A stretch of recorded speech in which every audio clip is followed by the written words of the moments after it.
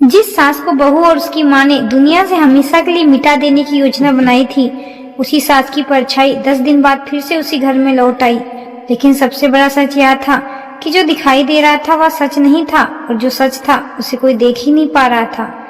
10 दिन पहले ही निधि की सास सावित्री देवी की मौत हुई थी। पूरे मोहल्ले में यही चर्चा थी कि उन्हें अचानक दिल का दौरा पड़ा और वह दुनिया छोड़ गई। लेकिन सावित्री देवी के जाने के बाद भी उस घर में किसी को चैन नहीं मिल रहा था। सबसे ज्यादा डरी हुई थी निधि और उसकी माँ सरोज। जिस घर में पहले हर रात हंसी ठिठोले और पार्टियां होती थी, वहां अब रात होते ही सन्नाटा उतर आता था। उस रात भी निधि ने अपनी सहेली और माँ के साथ देर तक दावत उड़ाई। जैसे ही सब चले गए, उसने दरवाजा बंद किया और माँ से बोली, माँ आज आप मेरे कमरे में मत सोना, हाल में सो जाना। सरोज ने हैरानी से पूछा, क्यों, अब भी डर लगता है? निधि ने धीमी आवाज में कहा, पिछली 2 रातों से मुझे ऐसा लग रहा है जैसे कोई हमारे कमरे में घूमता है। कभी खिड़की अपने आप खुल जाती है, कभी अलमारी का दरवाजा। सरोज हंसने की कोशिश करती हुई बोली, डर मत, वह बूढ़ी अब इस दुनिया में नहीं है। लेकिन उसकी अपनी आवाज भी कांप रही थी। रात के करीब 2 बजे अचानक हॉल की लाइट अपने आप जल उठी। सरोज की नींद खुली तो उसने देखा कि सामने रखा झूला बिना हवा के धीरे धीरे हिल रहा है। उसने उठकर इधर उधर देखा, तभी छत से किसी चीज के गिरने की जैसी आवाज आई। वह घबरा कर चिल्लाई, निधि जल्दी बाहर आओ। निधि दौड़ते हुए आई तो देखा माँ के चेहरे का रंग उड़ चुका था। क्या हुआ, उसने पूछा। सरोज कांपती हुई बोली, मैंने अभी किसी को इस कमरे से निकलते ही देखा, सफेद साड़ी में। निधि ने डर छिपाते हुए कहा, माँ शायद आपको भ्रम हुआ होगा। तभी रसोई से स्टील के बर्तन के गिरने की तेज आवाज आई। दोनों भागकर किचन पहुंची, लेकिन वहां कोई नहीं था। अगले ही पल फ्रिज के ऊपर रखा पुराना फोटो फ्रेम अपने आप नीचे गिर गया। तस्वीर के कांच टूटे चुके थे और उस तस्वीर में सावित्री देवी मुस्कुरा रही थी। सरोज के मुंह से चीख निकल गई। दोनों किसी तरह पूरी रात जागते रहे। सुबह होते ही सरोज बोली, मैं एक बाबा को जानती हूँ, अगर सच में कोई परछाई है तो वह सब ठीक कर देगा। निधि ने तुरंत हामी भर दी, लेकिन उन्हें यह नहीं पता था कि उसी समय घर के बाहर सड़क के दूसरी तरफ खड़ी एक काली कार में बैठा एक आदमी दूरबीन से उन दोनों को देख रहा था। उसने मोबाइल उठाकर किसी से कहा, पहला कदम काम कर गया, अब ये दोनों खुद अपने डर से टूटेगी। उधर निधि को कुछ भी समझ नहीं आ रहा था। उसके दिमाग में बार बार वही दिन घूम रहा था जब सावित्री देवी इस घर में थी। शुरुआत में सब सामान था, लेकिन धीरे धीरे निधि को सास का हर समझाना अपनी आजादी पर रोक लगने लगा। जब भी उसके पति अर्जुन ड्यूटी पर बाहर जाता, वो अपनी माँ सरोज को बुला लेती। दोनों मिलकर देर रात तक पार्टी करती और सावित्री देवी को नौकरानी की तरह काम करवाती। एक दिन सावित्री देवी ने सिर्फ इतना कहा था, बहू रात बहुत हो गई है, जरा आवाज कम कर लो। बस इतनी सी बात पर निधि भड़क उठी थी। यह घर अब मेरा है, यहाँ क्या होगा और क्या नहीं यह मैं तय करूंगी। सरोज ने भी बेटी का साथ देते हुए कहा, समदन जी अब पुराना जमाना चला गया। उस दिन सावित्री देवी चुपचाप अपने कमरे में चली गई थी। उन्हें अर्जुन को कुछ नहीं बताया था, क्योंकि वह नहीं चाहती थी कि बेटे का मन ड्यूटी पर परेशान रहे। लेकिन उसी दिन पहली बार उन्होंने अपने कमरे में बैठकर भगवान से कहा, हे प्रभु, अगर मैंने किसी का बुरा नहीं किया तो एक दिन सत्य जरूर सामने आए। उन्हें बिल्कुल अंदाजा नहीं था कि उनकी यही प्रार्थना किसी और के कानों तक भी पहुंच चुकी है। और उसी दिन किसी ने चुपचाप एक ऐसी योजना बनानी शुरू कर दी जो एक दिन निधि और सरोज की पूरी दुनिया उलट देने वाली थी। सावित्री देवी को बिल्कुल अंदाजा नहीं था कि उनके कमरे की आधी खुली खिड़की के बाहर खड़ा एक व्यक्ति उनकी हर बात सुन चुका था। उसके वही मन ही मन फैसला कर लिया था कि अब अन्याय का जवाब कानूनी से भी मिलेगा और इंसानियत से भी। अगले ही दिन अर्जुन की छुट्टी की खबर पूरे घर में पहुंच गई। यह सुनते ही निधि के चेहरे का रंग उड़ गया। उसने तुरंत अपनी माँ सरोज को फोन किया, माँ अगर अर्जुन आकर मम्मी जी से बात कर लेंगे तो सब सच जान जाएंगे। सरोज कुछ पल चुप रही और फिर बोली, डर मत, जब तक वह जिंदा है खतरा है, अगर रास्ते का कांटा हट जाए तो सारी परेशानी खत्म हो जाएगी। यह सुनकर निधि के हाथ कांपने लगे। माँ आप कहना क्या चाहती हो? सरोज धीमी लेकिन सख्त आवाज में बोली, कुछ दिनों तक उनकी खूब सेवा कर, उन्हें ऐसा लगे कि तू बदल गई है, फिर सही समय पर ऐसा काम करेंगे कि किसी को शक भी नहीं होगा। उसी शाम से घर का माहौल अचानक बदल गया। निधि हर सुबह सावित्री देवी के पैर छूती, उनके लिए चाय बनाती, नई साड़ी लाकर देती और मीठी मीठी बातें करती। सावित्री देवी यह बदलाव देखकर हैरान थी। उन्हें लगा शायद बहू को अपनी गलती का एहसास हो गया। उन्हें भगवान का धन्यवाद किया और मन का सारा दर्द भुलाकर बहू को माफ भी कर दिया। लेकिन उन्हें क्या पता था कि यह प्यार नहीं, एक खतरनाक जाल था। 2 दिन बाद सरोज बाजार से लौटी। उसके हाथ में एक छोटा सा डिब्बा था। उसमें कमरे का दरवाजा बंद किया और फुसफुसाते हुए बोली, इसमें ऐसी दवा है जिसे खाने के कई घंटे बाद असर हो। डॉक्टर भी सामान्य मौत समझेंगे। निधि घबरा गई, माँ कहीं हम पकड़े गए तो? सरोज बोली, डरने वाले के हाथ कभी जीत नहीं लगती, बस जैसा कहूँ वैसा करना।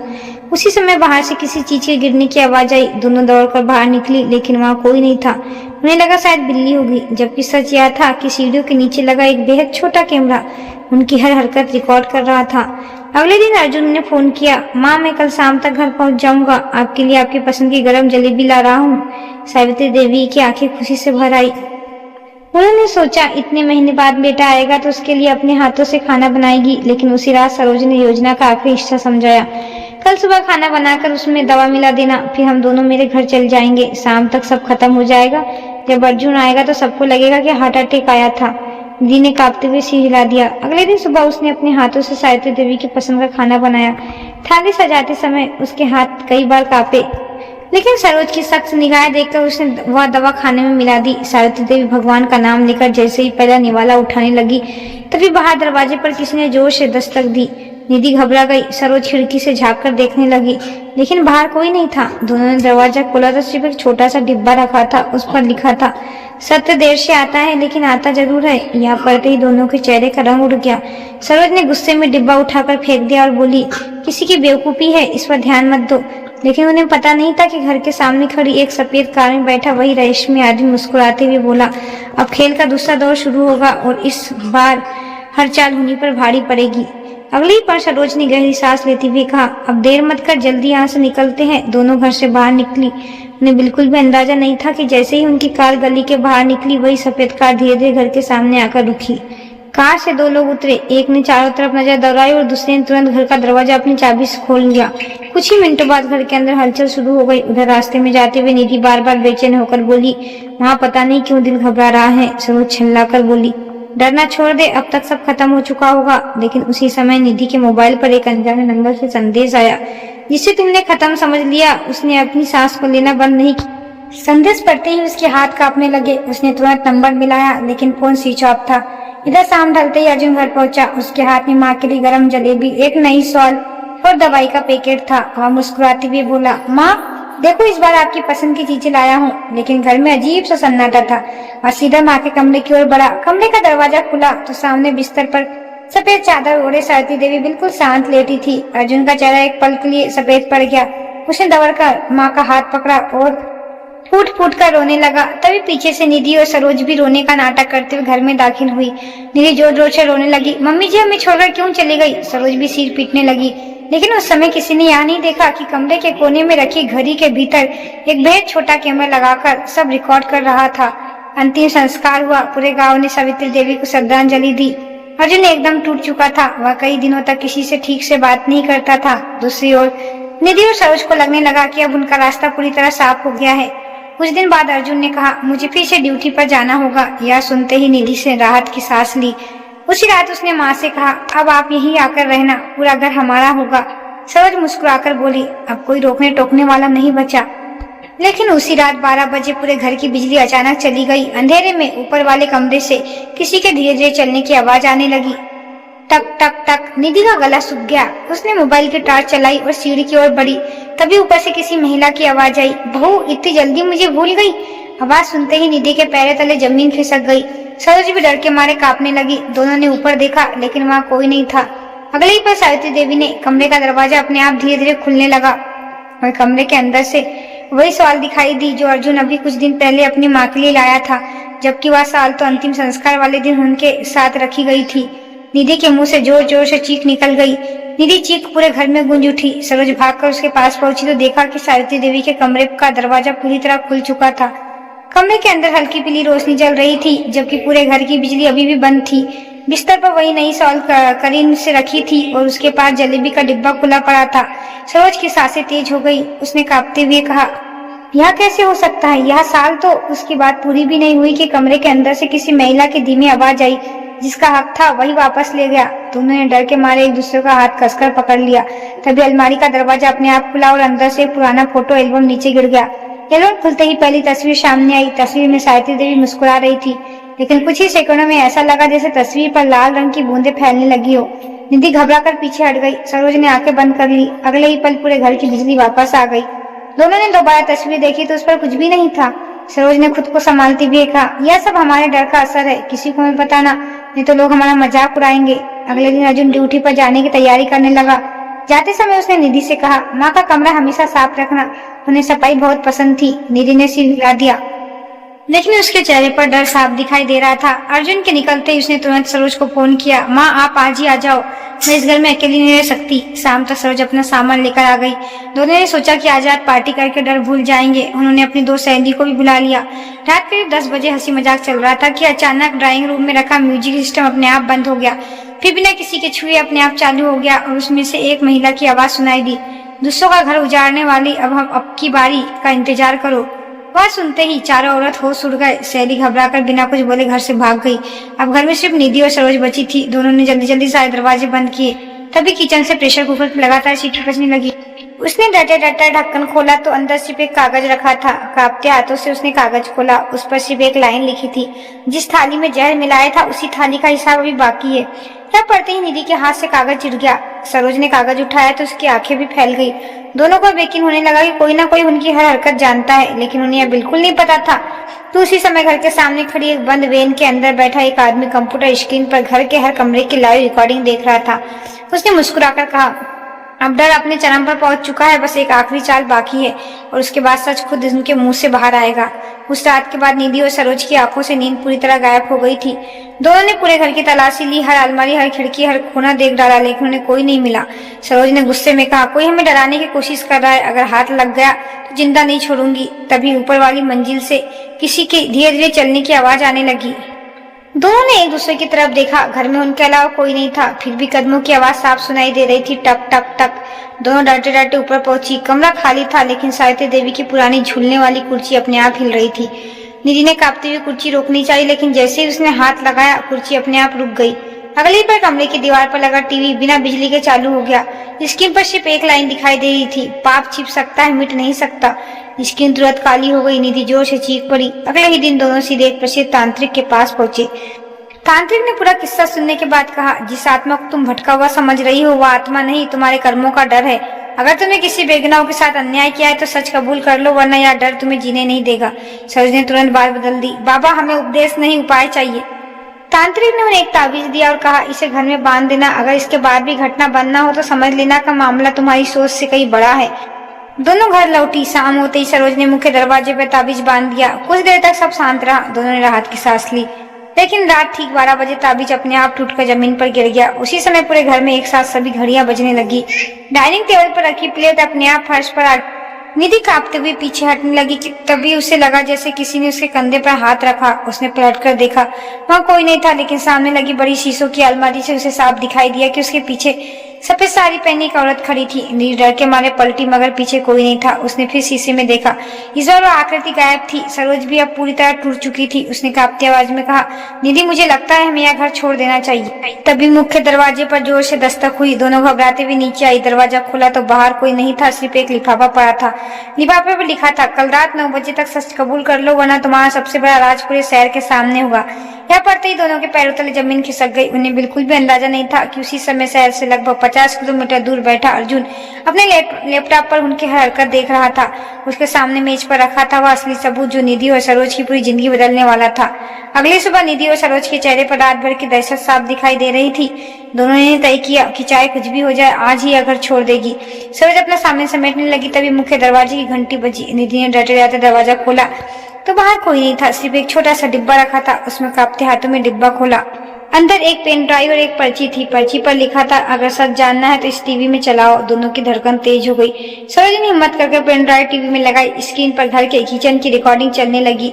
वीडियो में साफ दिखाई दे रहा था कि सरोज एक शीशी निकालकर निधि को दे रही थी और कह रही थी, बस सही मौका, इसे खाने में मिला दे। यह देखकर दोनों के होश उड़ गए। निधि घबराकर बोली, यह वीडियो किसने बनाया? सरोज के माथे पर पसीना आ गया। उसने तुरंत पेन ड्राइव निकाल कर तोड़ दी। तभी टीवी अपने आप फिर चालू हो गई और स्क्रीन पर सिर्फ एक लाई उभरी, एक सबूत मिटाने सच नहीं मिटता। दोनों डर के मारे पीछे हट गई। उसी समय निधि के मोबाइल पर अर्जुन का फोन आया। उसकी आवाज बिल्कुल सामान्य थी। निधि मैं आज रात वापस घर आ रहा हूँ, कुछ जरूरी काम रह गया था।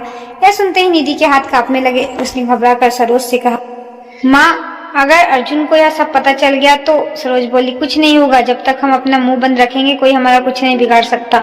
लेकिन उन्हें नहीं पता था कि अर्जुन सिर्फ लौट नहीं रहा था, बल्कि उसके साथ वह इंसान भी आने वाला था जिसने शुरू से लेकर अब तक उनकी हर चाल रिकॉर्ड की थी। उसी रात ठीक 9 बजे घर के बाहर एक कार आकर रुकी। निधि ने खिड़की से देखा तो अर्जुन अकेला नहीं था, उसके साथ 2 अनजान लोग भी थे। अर्जुन के चेहरे पर इस बार दुख नहीं बल्कि एक अजीब सी शांति थी। उसने घर में कदम रखते ही कहा, आज इस घर का सबसे बड़ा सच सामने आएगा। अर्जुन के इतना कहते ही निधि और सरोज के चेहरे का रंग उड़ गया। सरोज ने सामान बनने की कोशिश करते हुए कहा, बेटा कैसी बात कर रहे हो, कौन सा सच? अर्जुन बिना कुछ बोले सोफे पर बैठ गया। उसके साथ आए दोनों व्यक्ति भी चुपचाप खड़े थे। कुछ पल बाद अर्जुन ने मेज पर एक लैपटॉप रखा और बोला, आज किसी को बोलने की जरूरत नहीं पड़ेगी, सबूत खुद बोलेंगे। यह सुनते ही निधि धड़कन तेज हो गई। अर्जुन ने वीडियो चलाया। स्क्रीन पर वही दिन दिखाई देने लगा जब सरोज और निधि कमरे का दरवाजा बंद करके सावित्री देवी को रास्ते से हटाने की योजना बना रही थी।